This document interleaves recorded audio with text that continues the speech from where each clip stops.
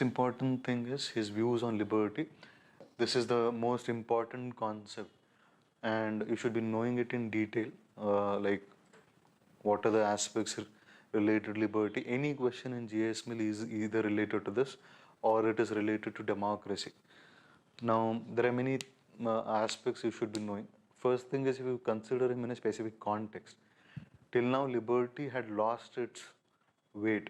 The weightage which was accorded in utilitarianism, utility mattered, happiness mattered. In Locke or under Locke, it was property which mattered. Somewhere, he is the first person to speak about liberty. He writes an essay called On Liberty. Okay.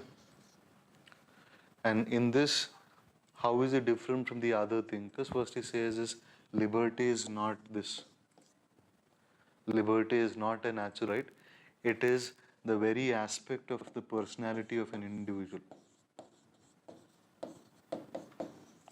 So when you say the aspect of personality of an individual, so basically what he's trying to say is or imply is that this is necessary for the development of the personality. So somewhere he is moving to that positivity aspect. And he gives various definitions of liberty. At times they are consistent, at times they are inconsistent. For he says that over his mind and body,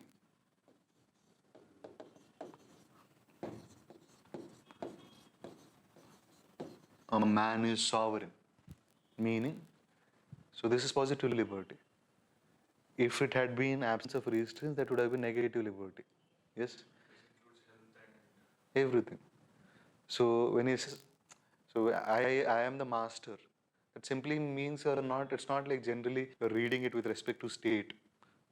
It simply means that I can do what I desire. Then he goes on to say that liberty is to do what one desires. Okay. So this is slightly a broader definition when come to the earlier definitions, moving towards the aspect of positive liberty. Okay. Now, definitions of liberty I've given. Liberty and license I'll come back to when I do the other aspects. Now, he talks about three kinds of liberty.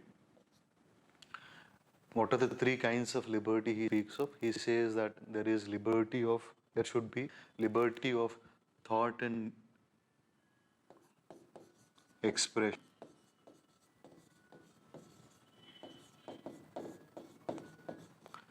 The second logical consequence will be what? Thought and expression. Next is, he talks about liberty of actions. Third, he talks about liberty to unite without harming the liberty of others. So these are the three kinds of liberty he speaks about. So when you write an answer, first you have to introduce the context, like how earlier liberty was not a cherished value or it was given a secondary position, how he brings it back, talk about the work on liberty. Thereafter you talk about the definitions of liberty, then come to the kinds of liberty. Okay. Now after this, when you're talking of liberty, when he's speaking of liberty, naturally he has to speak in a specific context. The context are the dangers. Yes. So he, till then, negative liberty or the liberty was always, it was spoken about or it was read within the context of state. Now he is the first person to move beyond state. He says that it faced threats both from state and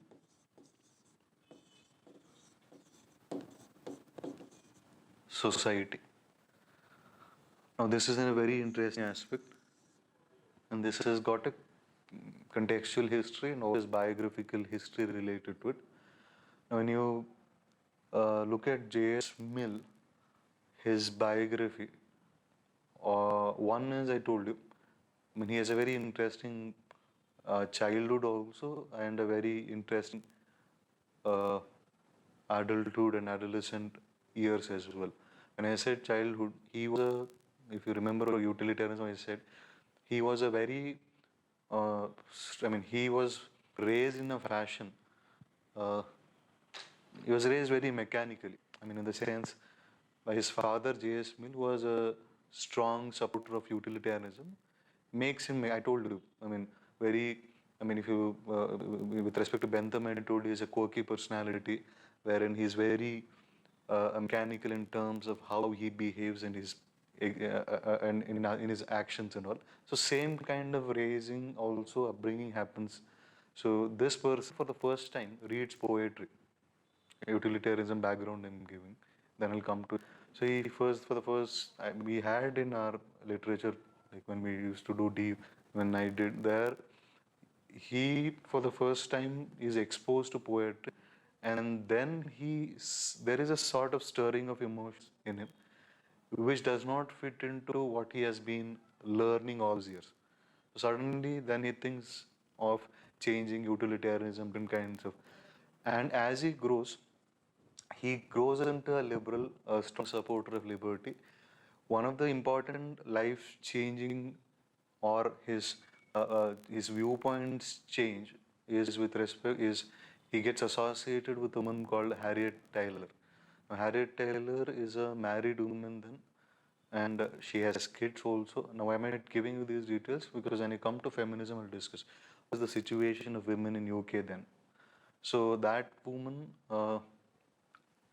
he has an affair with her. Thereafter, what exactly happens with respect to that story, we'll discuss later. So, in this context, he is castigated. There are many scurrilous remarks made against him. Society does not accept. I mean, not just him. I mean, it had been more callous with respect to women. So, or to the audience of women. In that context, and also she is a intellectual, and she works for the rights of women, and she's also written many things related to equality of women, etc. And she comes as a prominent feminist during that period. Now, his association with her is it earns a lot of criticism from the society. That is when he realizes that liberty is not endangered by the society, state alone. It is there is something called tyranny of society. Now, tyranny of society is a word used by Tocqueville.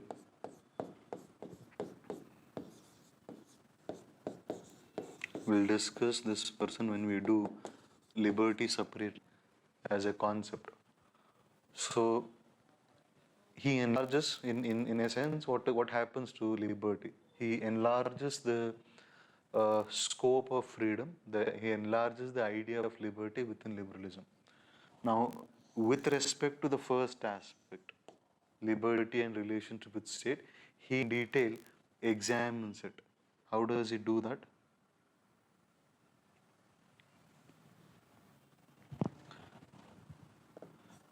Liberty and state.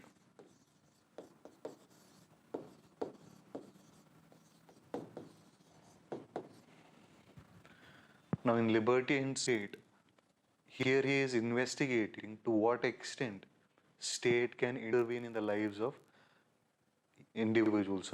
Yes. So in that case, he talks about two actions: self-regarding and other regarding actions. Now, self-regarding actions are those actions which impact oneself and none other than oneself. Other regarding actions which impact not only oneself but also the people you are connected with. Yes. So that way, not connected any other person other than you. So why does he differentiate this? Because he is defining the role of state in the lives of individuals. Now, in this context, what he says is state cannot intervene here. And he says state can intervene here. Okay? Now, there are certain exceptions. The first exception is self-regarding action. In that also state can intervene in case it is harming the person.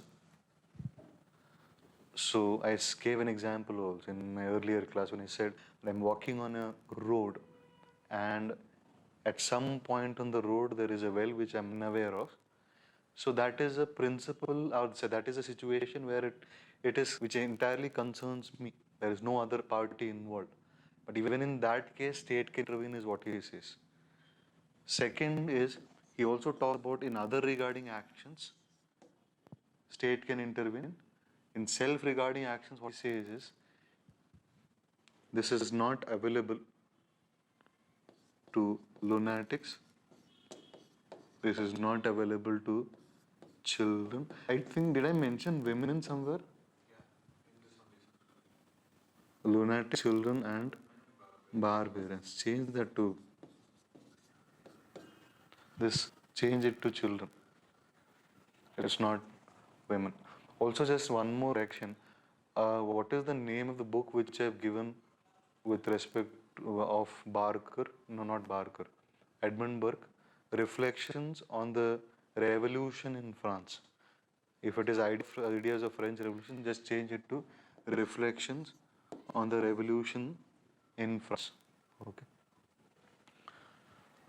Okay. Also, I have given a handout today in the works and ideology format given. We'll discuss that at the end. So what I was saying here in this, when he's discussing self-regarding the regarding actions, is basically talking about the in what sense, where it can intervene. Now in this, why is he allowing intervention of state in self-regarding and other regarding actions, self-regarding actions in certain cases? Why? What is the thing? Harm. It is harming. So they'll just be asking you what is harm principle. Yes?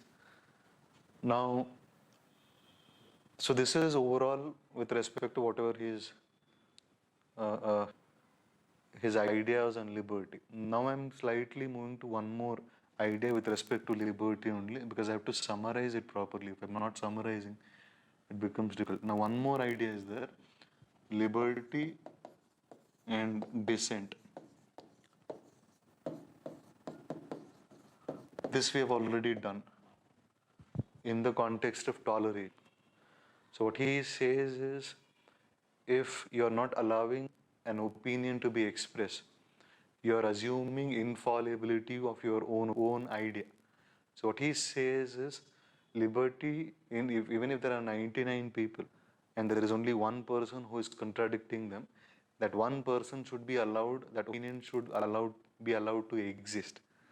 And then he goes on to say, because all liberties, all, I mean, in everything there is some sort of truth which is existing in every opinion. Only when different opinions come to the final truth emerges. And he's a person he says that if an opinion is bad, he says it should not be banned or prohibited. It should be allowed to compete itself in the market of ideas, and whichever is the strongest one, that will emerge victorious. Now in this